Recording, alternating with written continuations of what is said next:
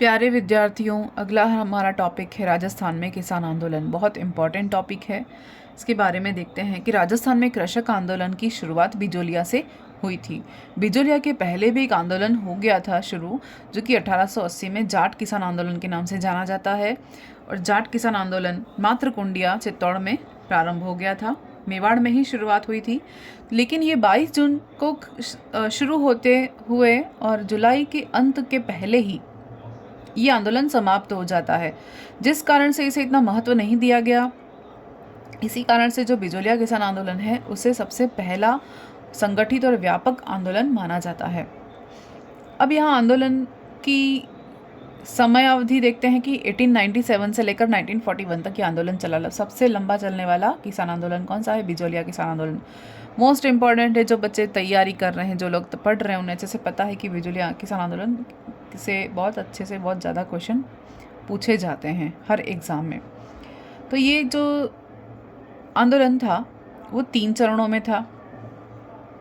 पहले चरण की नेतृत्व किसने किया था? साधु सीताराम दास ने किया था। दूसरे चरण का नेतृत्व विजय सिंह पथिक ने किया और तीसरे चरण का नेतृत्व माणिक्यलाल वर्मा ने किया। इन आंदोलन के कारण क्या रहे? किसानों पर 84 प्रकार के लाग बाग लगाए गए थे, जिस कारण से किसान में असंतोष हुआ। अब यहाँ पे एक दो टर्मिनोलॉजीज हैं, खालसा भूमि और जागीर भूमि। ये क्या होता है देखते हैं। खालसा भूमि वह भूमि होती है जो सीधे शासक के नियंत्रण में होती है, यानी शासन का नियंत्रण होता है जिस पर, और जागीर भूमि वो होती है जिस पर सामंतों का नियंत्रण होता है सीधा। तो यहाँ पर हर तरीके से, यानी कि जो 87% भाग है कृषि भूमि, वो किसके नियंत्रण में थी? वो जागीरदारों के नियंत्रण में थी। और खालसा भूमि जो बची हुई 13% कृषि भूमि होती है, वो किसके नियंत्रण में रहती थी? शासक के या महाराणा के नियंत्रण में रहती थी। तो पूरा की पूरा कंट्रोल इनके पास ही था कृषि भूमि की उपज का। अब बिजोलिया किसान आंदोलन का सर्वप्रथम जो संगठित किसान आंदोलन कहा जाता है, क्योंकि ये पहला है और व्यापक है और बहुत लंबे समय तक चला, और संगठित किसान आंदोलन कहा जाता है। बिजोलिया किसान आंदोलन के प्रारंभ में 1897 में ठिकानेदार कौन थे? राव कृष्ण सिंह थे। यानी कि 1897 में उस समय ठिकानेदार कौन थे, जागीरदार कौन थे? जब आंदोलन शुरू हुआ तब थे राव कृष्ण सिंह।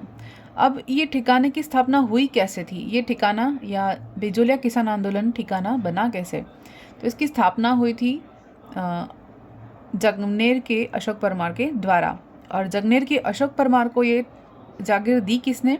राणा सांगा ने प्रदान की थी। राणा सांगा को इन्होंने युद्ध में सहायता की थी अशोक परमार ने, जिस कारण से राणा सांगा ने अशोक परमार को बिजोलिया की जागीर प्रदान की थी। लेकिन जब उन्होंने ये प्रदान की गई, तब तो इसे उपरमाल की जागीर कहते थे, उपरमाल कहते थे। और प्राचीन काल में इसे ही विजयावल्ली कहते थे, और रियासती काल में इसे उपरमाल के नाम से जाना जाता था। और बिजोलिया वहाँ पर एक क्षेत्र का नाम था। लेकिन ये आंदोलन इतना व्यापक रहा कि पूरे क्षेत्र को बाद में बिजोलिया ही कहा जाने लगा। और इस आंदोलन में जो मुख्यतः जाति थी, यानी जो लोग थे, वो किस जाति से बिलोंग करते थे? धाकड़ जाति के थे। तो ये इम्पॉर्टेंट है। और यहाँ पर जो कारण था वो क्या था? एक तो 84 प्रकार की लाग बाग थे, यानी 84 प्रकार से अलग अलग तरीक़ों से कर वसूले जाते थे। और यहाँ भू राजस्व जो निर्धारण था उसमें अव्यवस्था थी। फिर संग्रह की प्रमुख पद्धति जो थी वो कौन सी थी? लाटा और कुंता पद्धति थी, जिस कारण से यहाँ पर किसान में असंतोष हुआ। और बिजोलिया किसान आंदोलन को मुख्यतः 3 चरणों में बांटा गया। तो लाटा और कुंता पद्धति क्या होती है?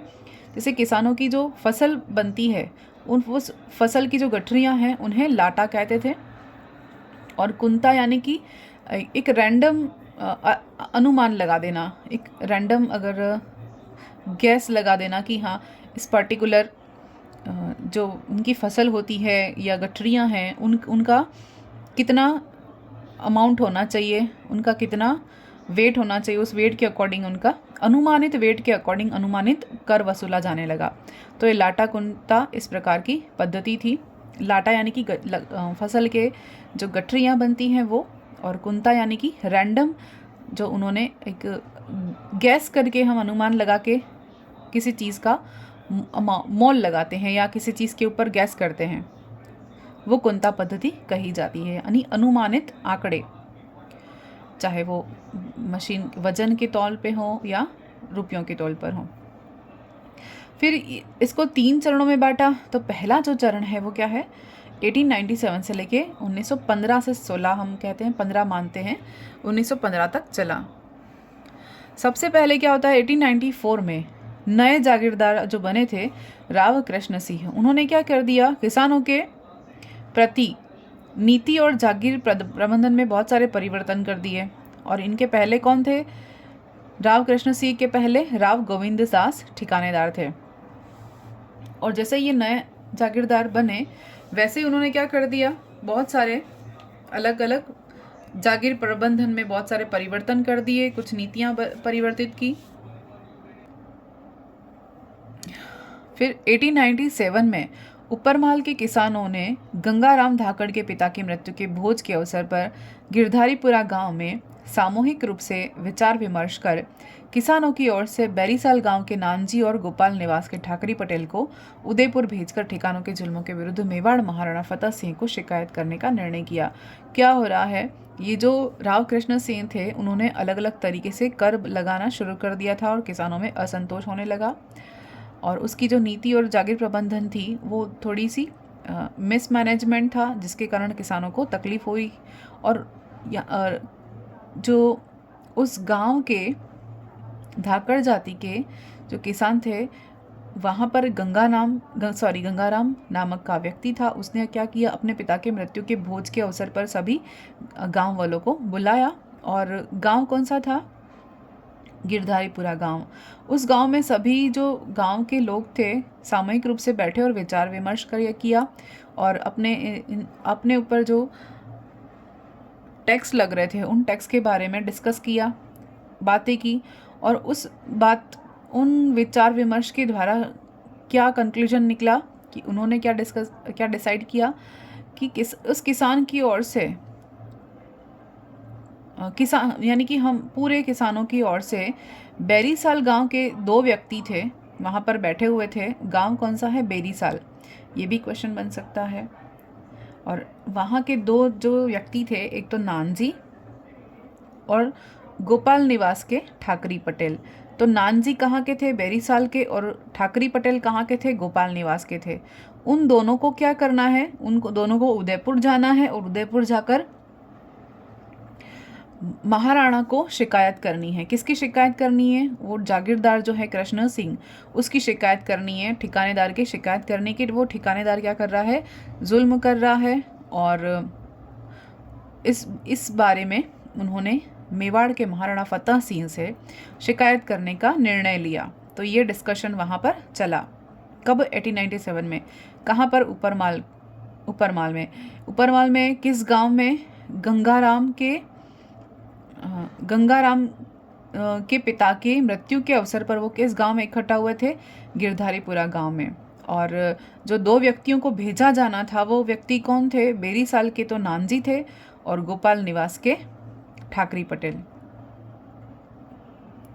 इन दोनों को उदयपुर भेजने का निर्णय किया। उसके बाद क्या हुआ, ये शिकायत तो कर दी, वो गए भी सही। शिकायत की जांच करने के लिए मेवाड़ महाराणा फतेह सिंह ने क्या किया, अपने एक राजस्व अधिकारी हामिद हुसैन को वहाँ भेजा, गांव में भेजा, और ये देखने के लिए कि ये जो किसान शिकायत कर रहे हैं क्या वो सही है। तो उन्होंने क्या पाया, इस राजस्व अधिकारी हामिद हुसैन को क्या मिला कि ये जो शिकायत की जा रही हैं वो शिकायत सही है। शिकायतों की जांच की गई और जांच सारी की सारी सही बताई गई। यानी कि उन्होंने जो महाराणा थे उदयपुर के, उनको पता चल गया, या फतेह सिंह को ये ज्ञात हो गया कि ये जो कृष्ण सिंह है वो अतिरिक्त कर या बहुत ज़्यादा कर लेकर इन किसानों पर जुल्म कर रहा है। फिर क्या हुआ, इस बात का पता कृष्ण सिंह को लग गया। तो राव कृष्ण सिंह ने क्या किया, उदयपुर की जो शिकायत करने वाले इन 2 व्यक्तियों को, नानजी और ठाकरी पटेल को, इन 2 व्यक्तियों को क्या किया, ऊपरमाल से निष्कासित कर दिया, बाहर निकाल दिया। फिर 1903 में क्या किया, 1903 में राव कृष्ण सिंह ने, यानी उसके जो अत्याचार थे वो जारी थे। 1903 में राव कृष्ण सिंह ने ऊपरमाल की जनता पर चंवरी कर लगा दिया। चंवरी कर क्या होता था? अगर गांव में किसी भी व्यक्ति के घर में उसकी बेटी की शादी होती है, उसकी शादी के अवसर पर जो चंवरी बांधी जाती है, उस चंवरी बांधने के ऊपर 5 रुपए का कर लगा दिया कि प्रत्येक व्यक्ति जिसके घर में शादी की जा रही है, जिसकी बेटी की शादी हो रही है, उसे चंवरी बांधने के एवज में 5 रुपए कर देना होगा। उसके बाद 1906 में एक और कर लगा दिया। राव कृष्ण सिंह की निसंतान मृत्यु होने के बाद कौन आया? पृथ्वी सिंह आया। पृथ्वी सिंह क्या बना? जागीरदार बना। और इस पृथ्वी सिंह ने क्या किया? एक नई लाग शुरू कर दी, या नया कर शुरू कर दिया, जिसे तलवार बंधाई कर कहते हैं, और ये किसानों पर इन्होंने थोप दिया। तलवार बंधाई कर क्या था? एक उत्तराधिकारी शुल्क था, यानी कोई भी नया उत्तराधिकारी बन रहा है तो उसको क्या करना पड़ेगा? कर देना पड़ेगा, जिसे तलवार बंधाई कर के नाम से जाने जाने लगा। फिर पृथ्वी सिंह का संबंध, यानी पृथ्वी सिंह कहाँ से था? कामा के भरतपुर से, या भरतपुर के कामा से था। फिर 1903 में तो लगा चंवरी कर, 1906 में लगा तलवार बंधाई कर, और 1913 में क्या हुआ?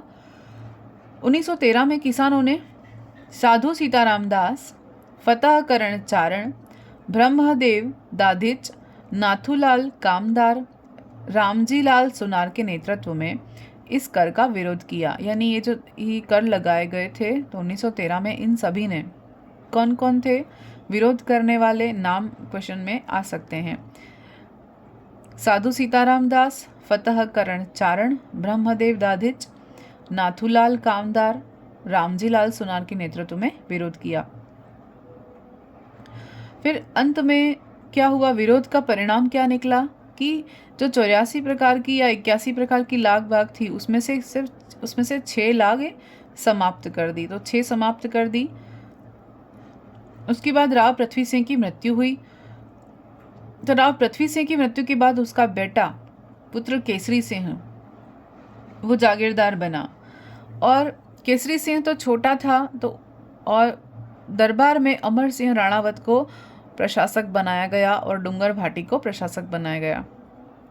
यानी कि ये तो छोटा था, इस कारण से इनका ध्यान रखने के लिए उनके दरबार में अमर सिंह राणावत है, उसको प्रशासक बनाया गया, और डूंगर सिंह भाटी को भी प्रशासक बनाया गया। 2 लोगों को नियुक्त किया गया। फिर 1914 में, 1913 में तो इन सब ने विरोध किया था। 1914 में किसानों को भूमि को पुनः जोतने और बोने को स्वीकार करना पड़ा, क्योंकि इस चरण में किसानों ने स्वयं अपना नेतृत्व शुरू कर दिया था। तो इसके बाद, मृत्यु के बाद 1914 में किसानों ने पुनः भूमि को जोतना और भूमि को बोना शुरू कर दिया था। फिर प्रथम चरण में नेता कौन थे? सबसे पहले नेता कौन थे हमने यहाँ देखा था अभी। फर्स्ट चरण हमने देख लिया, उसमें थे साधु सीताराम दास, जो कि कब तक रहे? 1897 से 1916 तक रहे। उसके बाद दूसरा चरण है, द्वितीय चरण में समय क्या है? 1916 से 1922 तक। द्वितीय चरण में रास बिहारी बोस के आदेश पर विजय सिंह पथिक राजस्थान आए, यानी विजय सिंह पथिक द्वितीय चरण में शामिल हुए। और किसकी सलाह पर? रास बिहारी बोस की सलाह पर। वो कहाँ पर आए? राजस्थान में चित्तौड़ आए। चित्तौड़ में ओछड़ी नामक स्थान पर आए, और ओछड़ी के ठाकुर गोपाल सिंह के पास उन्होंने शरण ली। ये भी क्वेश्चन आ सकता है कि विजय सिंह पथिक राजस्थान में कहाँ आए और कहाँ पर उन्होंने शरण ली। जहाँ वे बेजोलिया किसान आंदोलनों में किसानों से मिले। उसके बाद विजय सिंह पथिक बिजोलिया में अपने मित्र ईश्वरी दान के पास आए और वहां विद्या प्रचारिणी सभा की स्थापना की, जिन्हें डूंगर सिंह भाटी ने सहयोग किया। तो विद्या प्रचारिणी सभा की स्थापना किसने की? इसकी स्थापना की विजय सिंह पथिक ने। किसके साथ मिलकर? अपने मित्र ईश्वरी दान के साथ मिलकर। ईश्वरी दान कहाँ के थे? बिजोलिया के थे। और इसको सहयोग किसने किया? इसमें विजय सिंह पथिक को सहयोग किसने किया? इन्हें डूंगर सिंह भाटी ने सहयोग किया। ये भी क्वेश्चन आ सकता है। फिर 1916 में, यानी इनकी जो विद्या प्रचारण सभा की स्थापना कब हुई? 1916 में। 1916 में पथिक जी ने साधु सीताराम दास, मगनलाल दोनों के आग्रह पर इस आंदोलन से जुड़े और एक निश्चित संगठित स्वरूप प्रदान किया। साधु सीताराम दास और मगनलाल, इन दोनों ने क्या किया? पथिक जी से आग्रह किया कि आप इस आंदोलन में शामिल हों, और इस आंदोलन में शामिल होकर उन्होंने क्या किया? निश्चित और संगठित स्वरूप प्रदान किया, यानी कि उन्हें एक अच्छा नेतृत्व मिला। फिर बिजोलिया आंदोलन में पथिक जी ने माणिक्यलाल वर्मा, डूंगर सिंह भाटी, साधु सीताराम दास, गणेश शंकर विद्यार्थी, हरिभाव उपाध्याय, राम नारायण चौधरी आदि को मुख्य कार्यकर्ता बनाया और आंदोलन में महत्वपूर्ण योगदान दिया। नेतृत्व तो कौन कर रहा था? विजय सिंह पथिक जी कर रहे थे, लेकिन उन्होंने अतिरिक्त कार्यभार किसको सौंपा, या सबको मुख्य कार्यकर्ता किस किस को बनाया? इसमें से भी क्वेश्चन आ सकता है। माणिक्यलाल वर्मा, डूंगर सिंह भाटी, साधु सीताराम दास और गणेश शंकर विद्यार्थी, हरिभाव उपाध्याय और राम नारायण चौधरी। फिर देखते हैं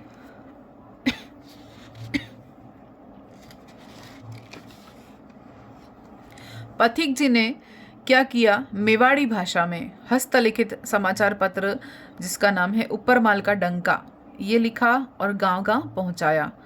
तो ऊपरमाल का डंका किसने लिखा? विजय सिंह पथिक ने। कौन सी भाषा में लिखा? मेवाड़ी भाषा में लिखा। और कैसा था? हस्तलिखित समाचार पत्र था। फिर विजय सिंह पथिक ने 1917 में हरियाली अमावस्या के दिन बैरीसाल गांव में ऊपरवाल पंच बोर्ड का गठन किया और श्री मन्ना पटेल को इनका सरपंच बनाया और आंदोलन के संचालन के लिए 13 सदस्यीय समिति का गठन किया। पथिक जी ने क्या किया? 1917 में हरियाली अमावस्या के दिन बैरीसाल गांव में ऊपरमाल पंच बोर्ड का गठन किया। ये भी क्वेश्चन बना हुआ है कि ऊपरमाल पंच बोर्ड का गठन किसने किया? विजय सिंह पथिक ने किया। कब किया? 1917 में किया, हरियाली अमावस्या के दिन। और किस गांव में किया? बैरीसाल गांव में किया। और इसकी अध्यक्षता किसे दी? श्री मन्ना पटेल को दी। सरपंच बनाया और सदस्य कितने थे? 13 सदस्यीय समिति गठित की। फिर इस आंदोलन के दौरान माणिक्यलाल वर्मा द्वारा पंचेड़ा गीत भी गाया गया। पंचेड़ा गीत कब गाया गया? बिजोलिया किसान आंदोलन के समय गाया गया। किसके द्वारा? माणिक्यलाल वर्मा के द्वारा। ये भी क्वेश्चन बन सकता है, बना हुआ भी है। फिर इस ठिकाने के कर्मचारियों द्वारा, यानी बिजोलिया के कर्मचारियों के द्वारा गोविंद निवास गांव के नारायण पटेल को गिरफ्तार कर लिया, जिससे किसानों ने एक नारा दिया कि नारायण पटेल को छोड़ो, अन्यथा हमें भी जेल भेज दो। तो ये नारा किसानों ने दिया। किसके लिए? नारायण पटेल को गिरफ्तार करने के कारण। उसके बाद एक आयोग बिठाया, बिंदुलाल भट्टाचार्य आयोग। बिंदुलाल भट्टाचार्य आयोग क्या है? बिजोलिया के किसानों की मांगों की जांच करने के लिए अप्रैल 1919 में मांडलगढ़ हाकिम न्यायमूर्ति बिंदुलाल भट्टाचार्य ने एक आयोग गठित किया, एक जांच आयोग गठित किया। और इनके सदस्य कौन कौन थे? दीवान अफजल अली हाकिम और अमर सिंह राणावत। बिंदुलाल भट्टाचार्य क्या था? एक आयोग था और इसके न्यायमूर्ति का नाम ही था बिंदुलाल भट्टाचार्य। इन्होंने आयोग गठित किया और एक जांच आयोग गठित किया, जिसमें क्या जांच करनी थी कि किसानों की मांगे सही हैं कि नहीं। और कब किया ये? अप्रैल 1919 में किया। कहाँ पर किया? बिजोलिया में। और न्यायमूर्ति कहाँ के थे? मांडलगढ़ के थे। फिर इनके सदस्य कौन कौन थे? जांच आयोग में कितने सदस्य थे? 2, दीवान अफजल अली हाकिम और अमर सिंह राणावत। फिर आयोग की अनुशंसा पर सभी बंदी किसानों और नेताओं को जेल से रिहा करवाया और इस आंदोलन को सफलता मिली, क्योंकि यही एक बड़ी सफलता थी इनकी कि जिन किसानों को बंदी बना लिया गया था उन्हें जिन नेताओं को बंदी बना लिया गया था उन्हें रिहा करवा दिया गया। फिर उसके बाद अंग्रेज रेजिडेंट विल्किंस जो मेवाड़ के थे, उन्होंने क्या किया, बिजोलिया में रूसी बोल्शेविक क्रांति के प्रभाव का अनुमान लगाया। यानी उन्हें क्या लगा कि जो जैसे रूस में बोल्शेविक क्रांति हुई थी उस से प्रभावित होकर अगर यहाँ के लोग भी वैसी क्रांति करने लग गए तो इनके लिए मुसीबत हो जाएगी। तो विल्किंसन ने क्या किया, मेवाड़ महाराणा को आंदोलन को शक्ति से कुचलने की सलाह दी। तो उन्होंने क्या किया कि ये रूस की क्रांति की तरह ये भी क्रांति करने लग गए तो हमारे लिए मुसीबत हो जाएगी। तो रेजिडेंट जो विल्किंसन था उसने महाराणा को क्या सलाह दी कि इस आंदोलन को किसी भी तरह से बंद किया जाए, कुचला जाए या शक्ति से दबाया जाए, जैसे भी करके इसे खत्म किया जाए। फिर पथिक जी ने क्या किया, उसके बाद प्रताप समाचार पत्र के संपादक गणेश शंकर विद्यार्थी के साथ मिलकर कानपुर से बिजोलिया किसान आंदोलन के पक्ष में बहुत सारे लेख लिखे, समाचार पत्र प्रकाशित किए, जिससे ये आंदोलन पूरा के पूरा जो है वो राष्ट्रीय स्तर पर प्रसिद्ध हो गया या राष्ट्रीय परिदृश्य मिला इसको। विजय सिंह पथिक ने क्या किया, गणेश शंकर विद्यार्थी जो कि संपादक थे किस समाचार पत्र के, प्रताप समाचार पत्र के संपादक थे, उनके साथ मिलकर पथिक जी ने गणेश शंकर विद्यार्थी के साथ मिलकर क्या किया, कानपुर से बिजोलिया किसान आंदोलन के पक्ष में बहुत सारे लेख लिखे और बहुत सारे समाचार पत्र भी प्रकाशित करवा दिए, जिससे कि ये समाचार या ये जो बिजोलिया किसान आंदोलन है उस बारे में न्यूज़ सारे के सारे भारत को या पूरे राष्ट्र को एक साथ मिल जाए। एक व्यापक इसको बनाने की कोशिश की, एक राष्ट्रीय परिदृश्य बनाने की कोशिश की और ये सफल रहे, इसलिए ये आंदोलन बहुत फेमस रहा। फिर पथिक जी ने क्या किया, पथिक जी ने प्रताप, मराठा, अर्जुन, नवयुग संदेश, यंग राजस्थान, बॉम्बे क्रॉनिकल, ये इन समाचार पत्रों में क्या किया, इस आंदोलन को प्रकाशित करवाया। यानी जितने भी समाचार पत्र में ये प्रकाशित और हर भाषा में, जितनी भाषाएं इनके पास थी उन भाषाओं में, मतलब पॉसिबल था उन भाषाओं में, समाचार पत्रों में इस बिजोलिया किसान आंदोलन को प्रकाशित करवाने का पूरा प्रयास किया, जिससे इसको राष्ट्रीय या व्यापकता मिल सके, और ऐसा हुआ। उसके बाद ये न्यूज़ मिली महात्मा गांधी तक भी, ये जो है बिजोलिया किसान आंदोलन के बारे में उन्हें सूचना मिली। तो महात्मा गांधी ने क्या किया, अपने एक सचिव थे जो कि महादेव देसाई थे,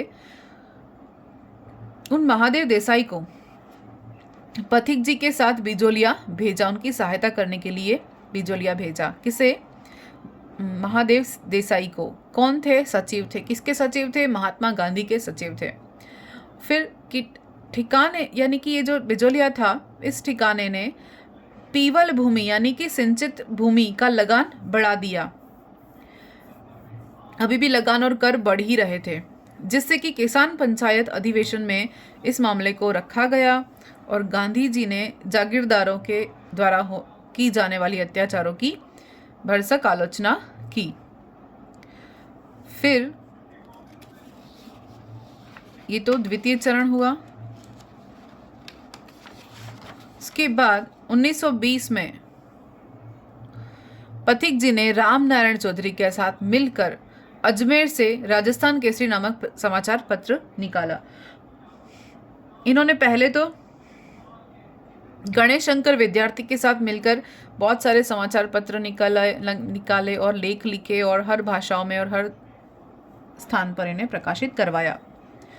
उसके बाद 20 में क्या किया, राम नारायण चौधरी के साथ मिले और अजमेर से, जो कि एक केंद्र था, वहां से उन्होंने राजस्थान केसरी नामक समाचार पत्र निकाला। यह भी क्वेश्चन बन चुका है।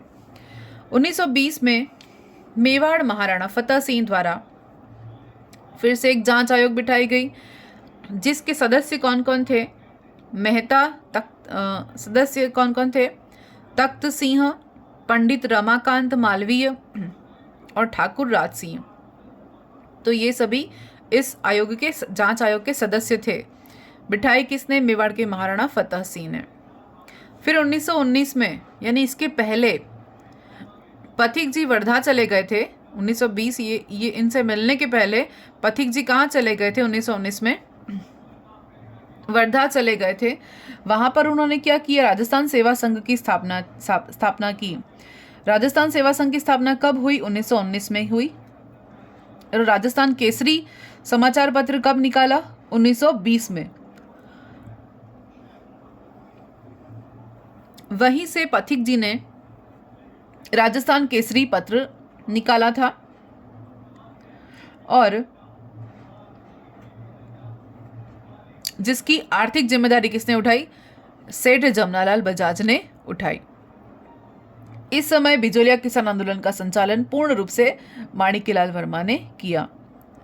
तो प्रथम चरण के जो नेता थे वो तो साधु सीताराम दास थे, द्वितीय चरण के विजय सिंह पथिक और तृतीय चरण के कौन थे? Manikyalal Verma.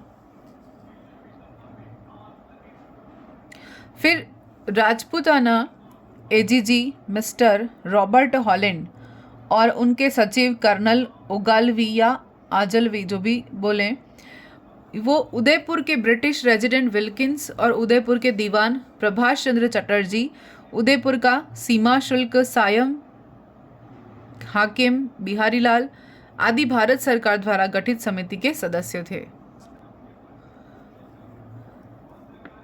Rajputana AGG mister Robert Holland और उनके सचिव कर्नल ओगालवी, उदयपुर के ब्रिटिश रेजिडेंट विल्किंसन और उदयपुर का दीवान प्रभाष चंद्र चटर्जी, उदयपुर के सीमा शुल्क सायम हाकिम बिहारीलाल आदि भारत सरकार द्वारा गठित समिति के सदस्य थे। तो भारत सरकार द्वारा जो समिति गठित की गई थी उसके सदस्य कौन कौन थे? ये सभी जो भारत सरकार के आदेश पर कब आए? 4 फरवरी 1922 को बिजोलिया आए। ये पूरी बिजोलिया किसान आंदोलन की जांच के लिए, क्योंकि ये राष्ट्रीय स्तर पर ये प्रसिद्ध हो चुका था। तो यहाँ पर हम देखते हैं कि जो 1919 में वर्धा से राजस्थान सेवा संघ की स्थापना हुई और पथिक जी ने वहीं से राजस्थान केसरी नामक समाचार पत्र निकाला। लेकिन इसको 1 साल बाद अजमेर, ये जो है ना राजस्थान केसरी, इसे बंद करवाने की कोशिश की जा रही थी, तो इसको अजमेर स्थानांतरित कर दिया गया। और अजमेर स्थानांतरित करने के बाद 1920 में इसे नवीन राजस्थान के नाम से निकाला जाने लगा, यानी इसका नाम बदल दिया गया। राजस्थान केसरी का नाम अजमेर जाकर क्या कर दिया? नवीन केसरी कर दिया। और नवीन केसरी नाम से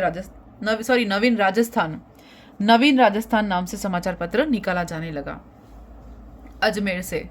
उसके बाद भारत सरकार ने 4 फरवरी को, कब? 4 फरवरी को 1922 को इन सभी को कहाँ भेजा? बिजोलिया भेजा, पूरी जांच करने के लिए। फिर हॉलैंड के प्रयासों से ठिकाने, ये हॉलैंड भी यहाँ थे, रॉबर्ट हॉलैंड जो एजीजी था राजपूताने का। तो हॉलैंड ने क्या किया? हॉलैंड के प्रयासों से ठिकाने और किसानों के मध्य एक सम्मानजनक समझौता हुआ। कब हुआ? 11 जून 1922 को। इस पर समझौता क्या हुआ? अधिकांश लाग बागें और कर हटा दिए गए। इस तरह किसानों को एक अभूतपूर्व विजय प्राप्त हुई, क्योंकि भारत सरकार ने आदेश किया और हॉलैंड ने जांच की और जांच में सत्यता पाई गई और इन दोनों के बीच, किसानों के और ठिकानेदार जो थे उनके बीच सम्मानजनक समझौता हुआ। इस समझौता का परिणाम ये रहा कि उन किसानों पर से बहुत सारी कर और लागें हटा दी गई। फिर 1922 से 1927 तक बिजोलिया किसान आंदोलन बिल्कुल शांत रहा। तब तक ये बहुत ही तब कोई आंदोलन नहीं हुआ, शांति बनी रही। फिर आता है तीसरा चरण। तीसरा चरण चलता है 1923 से लेकर 1941 तक।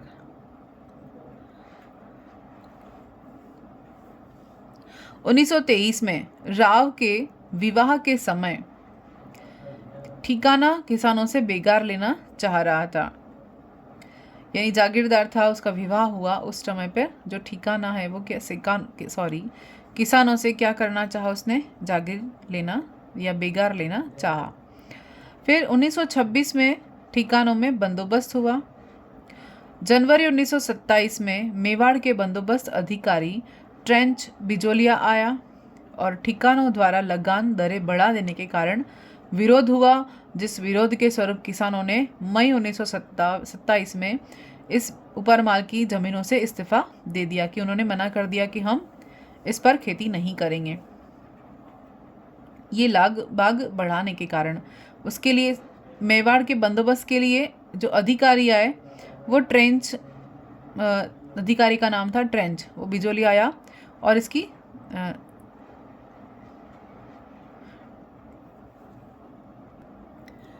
अधिकारी ट्रेंच को बिजोलिया इनकी जांच करने के लिए भेजा गया। और इस जांच में क्या हुआ कि इन्होंने समझौता कराने की कोशिश तो की, पंचायत और ठिकानों के बीच में समझौता तो करा दिया, लेकिन इसके थोड़े समय बाद ही वर्मा जी को जेल में डाल दिया 1927 में। और किसानों के नए बंदोबस्त में निर्धारित लगान की दर ऊंची हो गई और इस लगान की ऊंची दरें निर्धारित करने के विरोध में किसानों ने मई 1927 में अपनी अपनी ज़मीनों से क्या कर दिए, इस्तीफे दे दिए कि हम खेती नहीं करेंगे। और ठिकानों ने इन ज़मीनों को नीलाम किया। दुर्भाग्य से ज़मीन को उठाने वाले भी मिल गए और किसानों को नुकसान हो गया। तो क्या हो रहा है देखेंगे एक बार कि 1923 के पहले, यानी इसकी शुरुआत के पहले, ये जो शांति की अवस्था चल रही थी ना, तब 1921 में 8 अक्टूबर को बिना कुंता किसानों ने फसल तो काट ली, क्योंकि ये शांति की अवस्था थी तो वहाँ पर अभी कोई लाग नहीं थी। ये कर जो इनसे फ्री हो गए थे, तब किसान कैसे थे, थोड़े से संतुष्ट थे कि अब सारे कर हट गए हैं, तो उन्होंने बिना कुंता के फसलें काटनी शुरू कर दी। अब बिजोलिया के आंदोलन का असर मेवाड़ के दूसरे किसानों पर भी पड़ने लगा, जो कि बिजोलिया किसान आंदोलन से प्रभावित होकर वो अन्य जो थे किसान, वो भी क्या करने लगे, आंदोलन करने लगे, क्योंकि इसकी सफलता से उन्हें भी प्रेरणा मिली, जिसके कारण वो आंदोलन शुरू करने लगे। तो दूसरे राज्यों पर भी इसका असर पड़ने लगा। इससे भारत सरकार में थोड़ा सा भय का माहौल हो गया, जिस कारण से इन्होंने जांच कमेटी बिठाई और 1922 को उन्होंने कर को ख़त्म कराया, है ना। जांच कमेटी बिठाई, समझौते कराए और करों को कम करवाया। फिर उसके बाद इस बार किसानों का प्रतिनिधित्व किसने किया, राजस्थान सेवा संघ ने किया और आंदोलन का नेतृत्व माणिक्यलाल वर्मा ने किया। अब लगभग 35 लागतें समाप्त कर दी थी। ये जो हॉलैंड आया था, उस हॉलैंड ने क्या किया, जांच बिठाई, किसानों और ठिकानों के बीच में समझौता कराया और लगभग 35 प्रकार की जो लाग थी वो तो समाप्त करवा दी, मुफ्त करवा दी। किसानों के बीच कामदार भी हटा दिए, किसानों पर चले मुकदमे वो भी हटा दिए और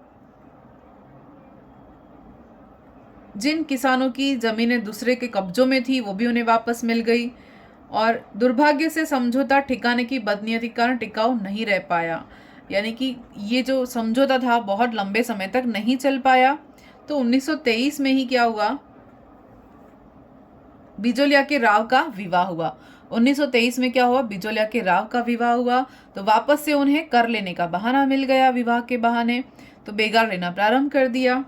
अब 1926 में क्या हुआ, ठिकाने में बंदोबस्त हुआ, उनकी लगानों की दरें ऊंची कर दी। तो फिर क्या हुआ, वापस से जनवरी 1927 में मेवाड़ के बंदोबस्त अधिकारी ट्रेंच को बिजोलिया बुलाया गया।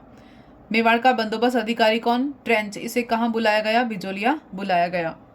फिर उसने क्या किया, ट्रेंच ने किसी प्रकार पंचायत और ठिकानों में समझौता तो करा दिया, पर इसके थोड़े समय बाद ही 1927 को किसे, वर्मा जी को, माणिक्यलाल वर्मा जी को कहाँ भेज दिया, जेल भेज दिया। और बिजोलिया किसान के नए बंदोबस्त में निर्धारित लगान की दरें ऊंची होने लगी, जिससे वो क्षुब्ध थे। लगान की ऊंची दरें निर्धारित करने के विरोध में वापस से किसानों में मई 1927 में क्या किया, उन्होंने विरोध करने के चक्कर में अपनी अपनी ज़मीनों से उन्होंने इस्तीफा दे दिया। तो इनके जो ये जो था राव जागीरदार, उसने क्या किया, इस्तीफा दे दिया, जिसका किसानों ने अपनी ज़मीन का इस्तीफा दे दिया, जिस कारण इसने क्या किया, उसकी नीलामी कर दी ज़मीनों की, और ज़मीनों की नीलामी करने के कारण वो ज़मीनें बिक गई, तो किसानों को नुकसान हो गया, उनकी ज़मीन भी गई, खेती गई, सब कुछ गया। और उसके बाद 1929 में विजय सिंह पथिक इस आंदोलन से हट गए। विजय सिंह पथिक 1929 में इस आंदोलन से हट गए। उसके बाद सेठ राम नारायण चौधरी भी इस आंदोलन से हट गए उनके साथ। और बाद में इस आंदोलन का नेतृत्व किसने किया? सेठ जमनालाल बजाज ने और हरिभाऊ उपाध्याय ने किया। 1929 में ये दोनों तो आंदोलन को छोड़कर चले गए, पृथक हो गए, विजय सिंह पथिक और सेठ राम नारायण चौधरी। तो नेतृत्व किसने किया उसके बाद? सेठ जमनालाल बजाज ने किया और हरिभाऊ उपाध्याय ने किया। फिर 20 जुलाई 1931 को सेठ जमनालाल बजाज ने उदयपुर महाराणा और उनके प्रधानमंत्री सर सुखदेव प्रसाद से मुलाकात की और एक समझौता और किया। इस समझौते के अनुसार किसानों की नई मांगे जो थी या जो भी मांगे थी वो स्वीकार कर ली गई। कब? 20 जुलाई 1931 को। नेतृत्व किसका था? सेठ जमनालाल बजाज का। उन्होंने किसके साथ मुलाकात की, किसके साथ समझौता किया? उदयपुर महाराणा और उनके प्रधानमंत्री सुखदेव प्रसाद। फिर वर्मा जी ने क्या किया? किसानों का प्रतिनिधि मंडल लेकर सुखदेव के पास गए और उदयपुर मिलने गए, लेकिन उन्हें गिरफ्तार कर लिया गया और इन्हें बंदी बनाकर सब परिवार वर्मा जी को कहाँ भेज दिया? कुंभलगढ़ में भेज दिया गया। फिर 24 नवंबर 1938 को बिजोलिया किसान पंचायत ने किसानों की जमीनें लौटा देने पर भविष्य में किसी भी आंदोलन में भाग नहीं लेने का प्रस्ताव पारित किया। यानी क्या किया? 24 नवंबर 1938 को बिजोलिया किसान पंचायत ने एक प्रस्ताव पारित किया, जिस प्रस्ताव में क्या था कि किसानों की जमीनें लौटा दी जाएंगी, लेकिन वो भविष्य में किसी भी प्रकार के आंदोलन में भाग नहीं लेंगे। इस शर्त पर उन्हें जमीन लौटाने का प्रस्ताव पारित किया। फिर इस आंदोलन का जो सिनेरियो है वो 1941 में मेवाड़ के प्रधानमंत्री सर टी विजय राघवाचार्य के बनने पर हुआ।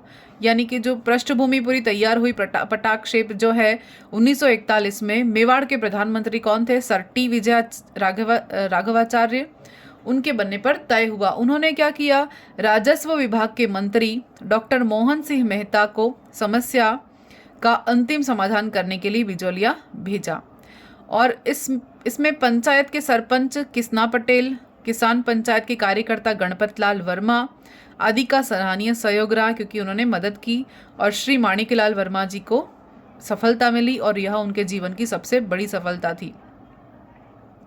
यह आंदोलन भारतवर्ष का पहला व्यापक, संगठित, शक्तिशाली और सफल किसान आंदोलन था। और इस आंदोलन में श्री अंजना देवी चौधरी, जो कि राम नारायण चौधरी जी की पत्नी थी, उन्होंने भी बिजोलिया किसान आंदोलन में भाग लिया। और 1931 में रमा देवी, जो कि लादूराम जोशी की पत्नी थी, उन्होंने भी बिजोलिया किसान आंदोलन में भाग लिया, जो कि गिरफ्तार भी हुई। और उन्होंने 1930 में सत्याग्रह में और 1932 में सविनय अवज्ञा आंदोलन में भी भाग लिया था, जिसके कारण वो जेल भी गई थी। तो ये बिजोलिया किसान आंदोलन 1944 तक चला था। इसका हम शॉर्ट भी देखेंगे, जो मेन पॉइंट्स हैं, जैसे 1857 के बारे में देखा था, वैसा ही हम इसके भी शॉर्ट पॉइंट्स देखेंगे। ये जो आंदोलन है वो कुल 44 वर्षों तक चला। और ये जो प्रधानमंत्री बने थे राघवाचार्य, उनके आदेश से तत्कालीन राजस्व मंत्री डॉक्टर मोहन सिंह मेहता बिजोलिया गए और वर्मा जी और अन्य किसानों से बातचीत की और किसानों की समस्या का समाधान करवाया। किसानों को अपनी जागीरें, सभी जमीनें वापस मिल गई और वर्मा जी की यह सबसे बड़ी सफलता थी। देश के इतिहास में यह अपने ढंग का एक अनूठा किसान आंदोलन माना जाता है, जो कि राज्य की सीमाएं लांघकर पड़ोसी राज्यों में भी फैला, पूरे देश में फैला, और इससे दूसरे राज्यों को भी प्रेरणा मिली, दूसरे किसानों को भी प्रेरणा मिली। तो इस आंदोलन ने राजस्थान की रियासतों को एक नई चेतना प्रदान की। इस किसान आंदोलन ने यह सिद्ध कर दिया कि अहिंसात्मक तरीके से भी शोषण और जुल्म से सफल संघर्ष किया जा सकता है। इस आंदोलन से यह स्पष्ट हो गया कि सामंतशाही को उनके मांगों के सामने घुटने टेकने पड़े। इन आंदोलनों ने न केवल राजस्थान में बल्कि संपूर्ण देश में जनता में राजनीतिक जागृति उत्पन्न करने में असाधारण भूमिका निभाई। ये किसान जो जागृत किसान थे वही आगे आकर सत्याग्रह और असहयोग आंदोलन में भी पार्टिसिपेट या अभिन्न अंग बने।